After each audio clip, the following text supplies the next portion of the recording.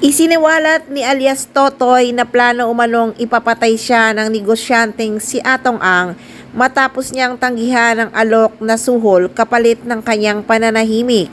Ito ang ibinahagi ni Totoy, ang pangunahing testigo sa kaso ng mga nawawalang sabongero sa eksklusibong panayam ng bilyonaryong news channel nitong Huwebes. Binigyan niya ako ng papel para pirmahan ko kapalit ng pera, aniya. Sabi ko hindi ko kayang tanggapin yan dahil buhay ko at buhay ng pamilya ko ang nakataya dito. Actually, hindi man hulihin ang gagawin sa akin, papatayin na ako noon. Mabait lang ang Panginoon sa akin nung time na yon. On the spot, ako ang target para mapatay. Samantala, ibinunyag din ni Totoy na si Ang umano ang gumastos para sa kanyang taguan habang itinuturing pa siyang sospek sa kaso kung saan mga ari-ari ang pagmamay-ari ng mga kaanak at kaibigan ni Ang.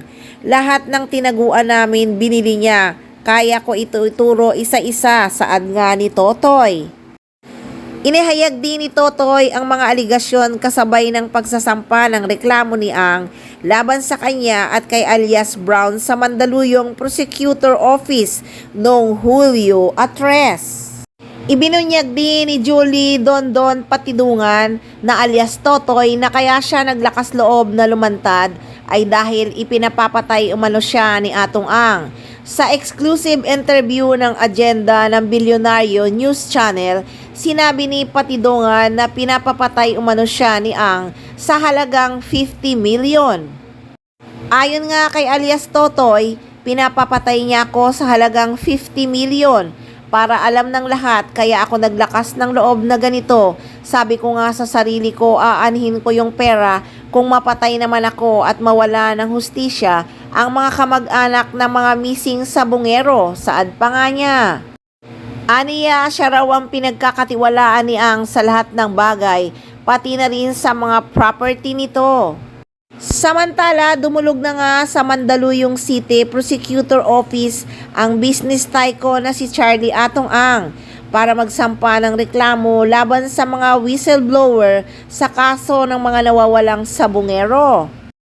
Ito ay makaraang ituro ni Julie Patidungan alias Totoy at Alan alias Brown si Ang bilang utak na umano'y pagkawala at pagkamatay ng humigit kumulang 100 sabongero noon pang 2021. At ayon nga kay Attorney Lorana Kapunan, abogado ni Ang, 5 kaso ang kanilang isinampa laban kina Patidungan at Banteles dahil sa pagdawit sa kanyang kliyente sa kaso. Kabilang narito ang mga kasong attempted robbery with violence and intimidation, grave threat, grave coercion, slander at incriminating against innocent person.